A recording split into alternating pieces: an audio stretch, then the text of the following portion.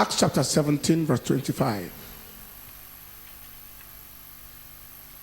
Neither is worship with men's hands, talking about God, as though he needed anything, seeing he giveth to all life and breath and all things. I'm looking at the facts of life. God is not worshipped with men's hands as though he needed anything, but seeing he giveth to all life and breath and all things. What is life all about? The worst thing that can happen to anybody is to be living and does not know the reason why he's alive. Sleep every night, wake up every morning to no purpose. It's a tragedy of life. Please understand these three things. First,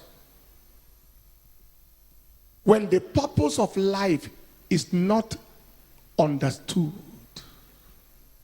life ends with regrets. When the purpose of life is not understood, life ends with regrets. There are many people today, at the end of their journey, they are full of too many regrets. I wished I did this, I wish I didn't do that. When the purpose of life is not understood, life ends with regrets. Secondly, when the purpose of life is not understood, life is lived as a burden. When the purpose of life is not understood, life is lived as a burden. You see people, at times, just what's the aim of this life? It's burdensome.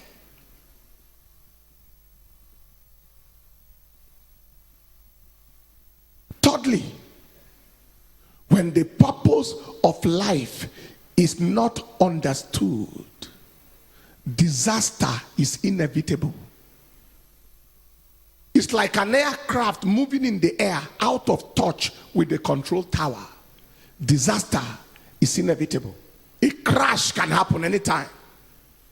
There are many people whose lives and destinies crashed because the purpose of life was not understood. What is life all about? 5 facts I'll give you this morning about life. Number 1, life is a gift. He giveth to all life. Life is a gift. Nobody decided to live and he's alive. Life is a gift. What is the implication of life being a gift? One implication, simple. Life must be used to the pleasure of the giver. If it is a gift, then it must be lived to the pleasure of the giver. How excited would you be, brothers and sisters? You bought a fine looking suit and you gave it to somebody, and the next time you visited his house, he was using the suit as rag. What a pain. What a pain. That is how exactly Almighty God feels when he gave you life and you choke it with alcohol and you suffocate it with Indian hemp and you squander it in prostitution. And instead of advertising God with your body, you advertise the flesh and usher people into distraction and destruction. It must be used to the pleasure of the giver. There are people who God see and regret creating them. He regrets. It happened in the days of Noah. He said he repented God that he made man. When he saw the way they lived and he saw the way they squandered themselves, he said, God repented. Why did I make these people? Let me finish them with the flood. As you are seated here, my dear brothers and sisters, when God looks at your life, is he glad that he made you, or he's sad that he made you? Does it excite God that he did not waste his resources and his time creating you, or it repents God? That was Genesis 6 and in verse 5 and 6. And God saw that the wickedness of man was great in the earth, and that every imagination of the thoughts of his heart was only evil control. And it repented the Lord that he had made man. That is in the days of Noah. There are many of us. The way we spend our time, the way we spend our money, the way we carry ourselves, God will look and say, oh, what a waste of effort on this one. What a waste. I don't know about you, but I want to live my life to such a point where God will look down and say, this is my beloved son. I am happy with you. I am happy with you. With the way you pray, you study my word, you touch people's lives, with the way you sacrifice yourself for me, with the way you insist on doing what is right and tell others to do the same, with the way you are leading people to heaven and not leading them to hell. I am happy with you. Is God Almighty happy with you?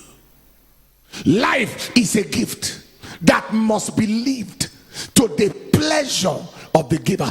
This is my beloved son. In him I am pleased.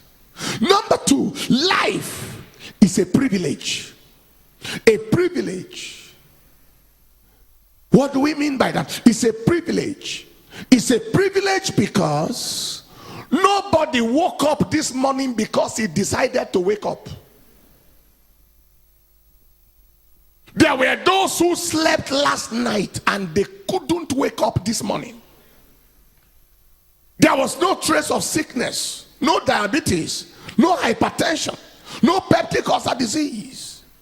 They slept in health and woke up in death. It's a privilege. Nobody can be too powerful and for the sake of his power he is alive. Nobody can be too wise and because of his wisdom he lived. Nobody can be too talented and because of his talent he lived. Nobody can be so connected that his connection made him to live. For every single second the man lives, it is a privilege, not a right. Is God speaking to somebody here?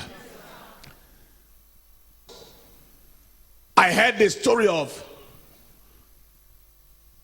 this very rough American President Theodore Roosevelt. Very rough, very aggressive, very fightful man, very audacious. A man given to adventure. A man who could fight anything. And one day he died. And he died in his sleep. And somebody wrote and said, only in sleep could that man have died. Because if he was awake, he would have fought with death. You see, he was powerful, but not too powerful to bow for death. Am I communicating? Medical professor carried his resident doctors and if you have ever been to a teaching hospital, you see how a professor is moving and consultants are moving with him and residents and doctors in training and then undergraduates, everybody moving along. And one day he had some slight abdominal condition. And he did an ultrasound on himself and realized it was hepatocellular carcinoma. And he told them, oh, this is the diagnosis. Bye, all of you. He has been a doctor and a professor for years. He hasn't seen anybody survived it. So he wished them bye and bowed to death. Despite his medical knowledge, he couldn't help himself. Take your seat. It's a privilege. Because even doctors who treat others die too. I was in the teaching hospital at a point during my housemanship, and a doctor more senior than me in the same teaching hospital was sick of fever and had typhoid perforations and died inside teaching hospital under the nose of consultants and professionals and specialists in all fields. Under their nose, himself being a professional, typhoid perforated his intestines. He was gone. It's a privilege. I told you the story of before, the story before of Alexander the Great. When he died, they carried him everywhere. He was with one of the Nebuchadnezzars. And then when they did everything to make him leave and he could not leave, Alexander the Great, he told his army generals, he said, it's obvious that I'm going to die. But before I die, I ask that you do 3 things for me. And his general said, General, we can do anything for you. So what are those things? Number 1, he said, when I die, let my doctors carry me on their shoulder to the graveyard and bury me there. Number 2, let my money and the gold and the diamonds and the pearls and everything I gather from around the world in war, let all of it be poured on the ground between the house and the grave. And number 3, let them bury me with an open hand. That's, he's buried and his hands are open. And the general got confused.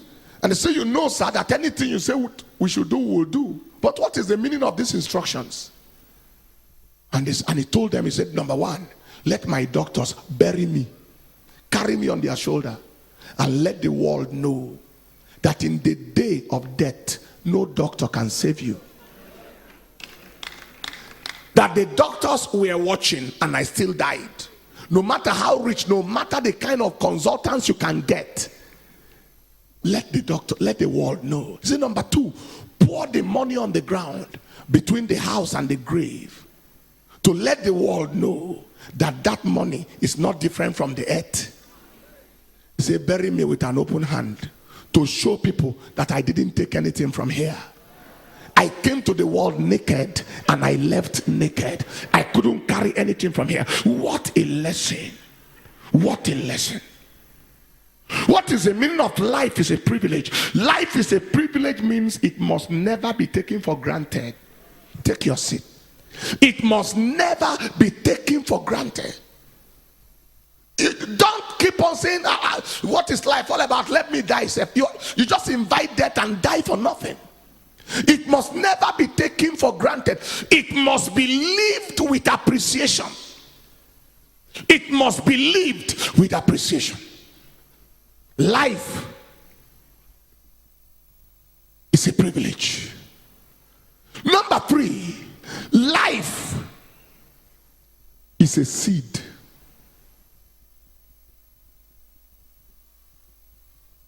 Life is a seed. Life is a seed. Life is a seed. How we live today determines where we end tomorrow. Every act is a seed that is definitely going to produce a harvest. Life is a seed. The way you live is the seeds you are sowing.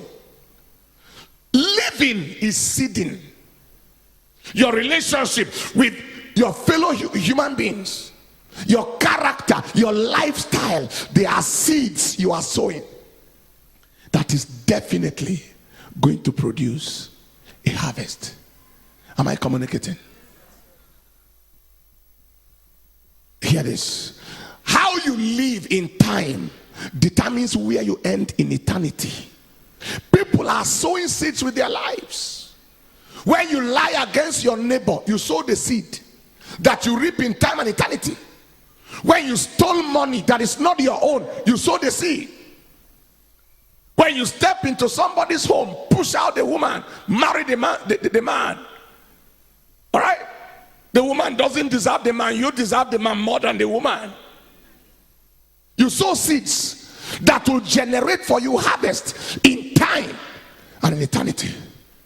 When you fail the student because she refused to compromise and give you bribe or sleep with you, and you fail them in exam, as if they send them to school for you to destroy their lives, you sow the seed that you are going to reap in time and eternity. When you carry petrol and mix it with kerosene or something in order to increase the profit, you sow the seed that you will reap in time and eternity. When you carry flour that they used to bake and you mix it with cassava to increase its volume, you sow the seed that you reap in time and eternity. When you increase, you reduce your age in order to get job, you sow the seed that you reap in time and in eternity. When you lied so you can get visa, you sowed a seed. Are you hearing what I'm saying here today? People are busy sowing seeds on a daily basis. When you lie against your neighbor at the place of work so you can get favor, you sow the seed so that the person can reduce and you can increase. You sow the seed. When they sent you to buy something for your organization and you increase the price so that you and the seller can share the difference, you sow the seed that your children may not recover from. Because he said, when Naaman the Syrian was healed and Gehazi collected money from Naaman the Syrian, and he was not meant to collect, and he lied, Elisha said, the leprosy of Naaman is on you and your generation. There are people who do things today and implicate their children, even children yet unborn. You sow a seed. When you collect bribe to pervert justice, you sow a seed. A seed that you reap in time and eternity. Am I communicating? Take your seed. Beware how you live, because your living is your seeding. Living is seeding. I think it was in my 5th year in medical school. We're doing word round. I think I can remember the word 15, where I met a young man. This young man had 3 major conditions, and each of them could lead to a person's death. He had number 1, chronic liver disease of alcoholic origin. Number 2, he had constrictive pericarditis, which was also traceable to alcoholism. And number 3, he had pulmonary tuberculosis, all traceable to alcoholism. The young man was 19 years old. 19. He was in Polytechnic.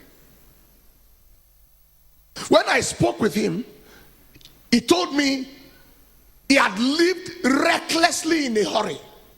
He could drink 19 bottles of alcohol in one sitting. His living was his seeding, and his multiple organ affliction was his harvest. The liver was affected, major organ. The lung was affected, major organ. The heart was affected, major organ. It was his harvest. I looked at him. I led him to Christ. I said, you wasted your life in a hurry. At a young age, you just finished yourself. But I led him to Christ. And I traveled.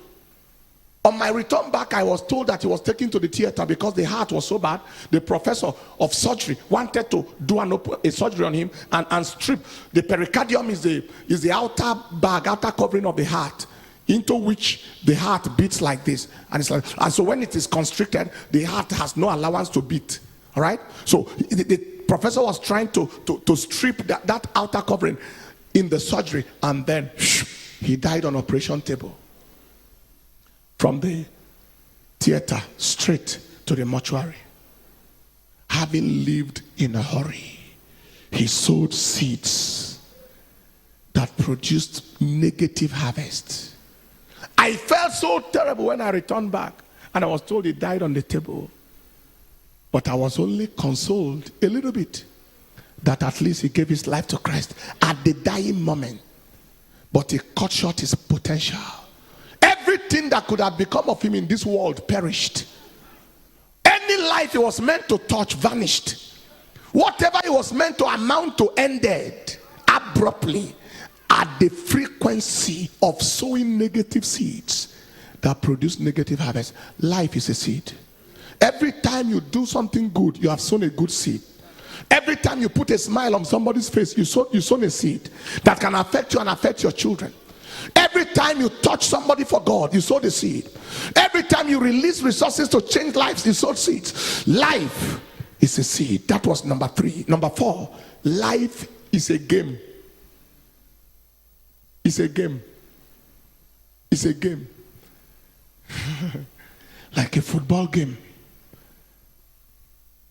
Like volleyball. It's a game. So life is a seed means that you should endeavor to sow good seeds. Now, life is a game. The meaning of that is how you live determines whether you win or lose in life. Living determines winning, and living determines losing. There is a way to live to win in this world and in the world to come, and there is a way to live to lose.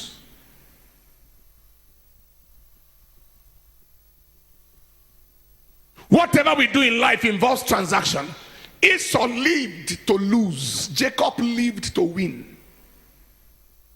Just for the satisfaction of his appetite, Esau sold his birthright. He got the meal of a day and lost the right of a lifetime. Am I communicating? That is how it is. Many times we try to gain something and we lose something. It is like you gave 5 naira, you gave 50,000 naira and you got a shoe. What you want to find out is whether the shoe justifies the 50,000. Am I communicating?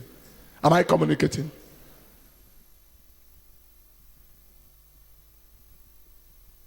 Does the shoe justify the 50,000? If it justifies, it's all right. You live recklessly and got HIV.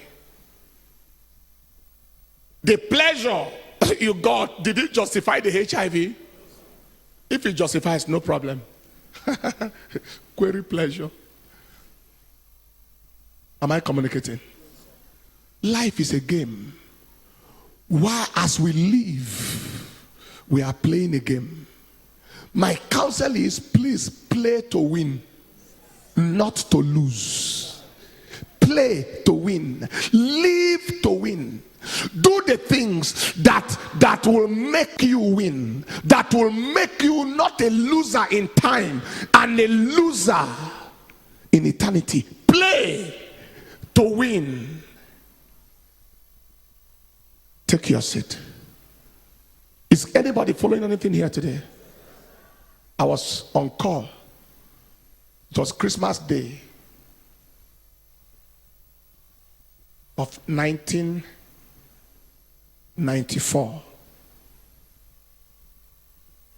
at the G Hospital. Christmas Day call.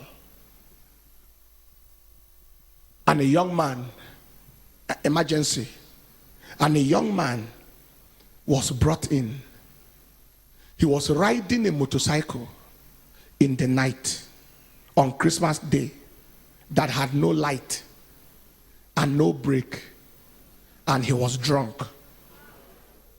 What a game. Maybe Maybe he played it before and won, but not on that day. No light, no break, in the night, drunk.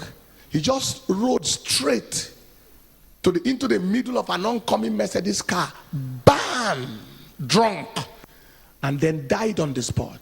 Brought in dead to the accident and emergency, smelling of alcohol.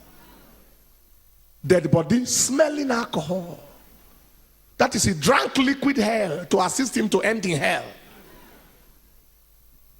Taken straight to the mortuary. What a loss. He played to lose. His game was a loss. He lost in time and then lost eternally in eternity. Do you understand that? In time he had no life left. In eternity he's going to roast in hell forever, regretting whatever created him. Please don't play to lose. In all the lives and the things you do, ask yourself, am I gaining anything out of this? And is what I'm gaining what I'm going to lose? Play to win. Finally, number 5, life is vapor. James chapter 4 and in verse 14, he said, what is even your life? It is even a vapor that appeareth for a little time and then vanisheth away. It's a vapor. Vapor.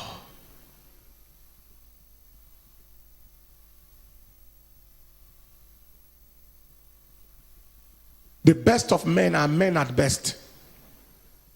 Man, nobody can be so powerful not to be a man, no matter how powerful you are. Vapor that appears for a while. Everyone you see today will go someday. The founder of Apple Computers, who died about 3 or 4 years ago, Steve Jobs, at the age of 54. He went to give a talk somewhere and noticed a symptom in his body. And he realized that it was a terminal symptom. So he gave a 15-minute talk in the university. And he said, by the time the doctor showed him his diagnosis, the whole of his life came before him. How did I live? How should I have lived? What should I do? Then he said, live each day as if it is the last, because one day it will be the last. Do you know the meaning of that? If you live for, let me say, God has planned for somebody here to pass on to eternity on the 5th of July 2060. I think that's a good allowance. If Jesus tarries to come on the 5th of July 2060, it means on the 4th of July, you have only one day to live. But you may not be aware. One day, everybody will have only 24 hours. One day. Don't wait for that 24 hours to arrive. Live it now. Hello? Somebody told John Wesley, they said to him, if you have 24 hours to live, John Wesley, the founder of the Methodist Church,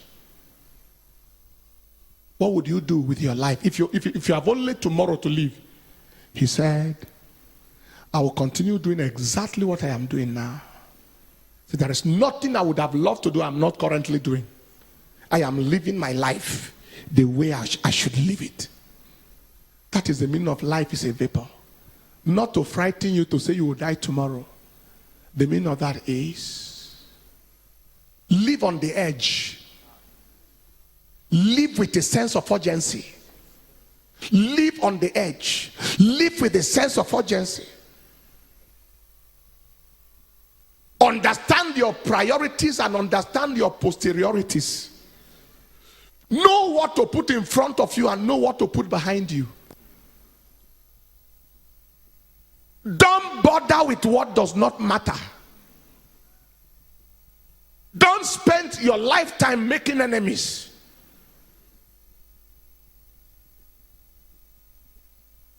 For life is a vapor. And in conclusion, take your seat. Having understood that life is a gift, and life is a privilege, and life is a seed, and life is a game, and life is vapor. What do you do? Number one, ensure quality relationship with your maker continually. Ensure quality relationship. Ensure quality relationship. A relationship where your life is permanently pleasing your maker. Quality relationship with your maker continually. Number two, ensure quality relationship with humanity. Quality. Ensure you have valuable quality relationship with the people of your life. Husband, wife, brother, sister, loved ones. Ensure quality relationship with humanity. Ensure it. Trust God to be more of a people person than more of an anti-people person. And finally, ensure quality impact in life. Quality impact. Be remembered for something good. Do something for somebody who will never forget for life. Do something in the church that the church will remember you permanent. Do something in your generation. Quality impact. Quality impact. Quality impact. Quality impact. I traveled to attend somebody's wedding. And there were people who were there who are wondering, you traveled all the way to attend the wedding and pray for a couple. And we have invited you to preach before. You were not able to come, and you came for wedding. The question is, what is the quality of my relationship with you? Hello? How many of you know that you can visit your mother or your father, not because you have business, but because they say come? Yes. Meanwhile, they may invite you somewhere for a business schedule and you don't have the time to go. That's how life is. That's how life is.